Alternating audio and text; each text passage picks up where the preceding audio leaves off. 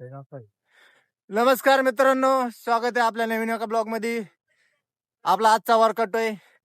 आपण आज आलो हिल मारायला. आपण रोज सकाळी उठून एवढा अभ्यास करतोय, ग्राउंड करतोय आणि ह्या भरतीत जर आपलं काम झालं नाही, असं झालं नाही, तसं झालं नाही, तर असे विचार तुम्हाला रोज येत असतील मित्रांनो. पण हा टाइम असा विचार करायचा नाहीये. सध्या विचार करायची फक्त एकच गोष्ट आहे की ग्राउंड कसं टॉपला आणू आणि अभ्यास कसा टॉपला आणू. फक्त एवढं डोक्यात राहिलं पाहिजे. रोजच्या रोज अभ्यास करायचा आणि रोजच्या रोज ग्राउंड करायचं.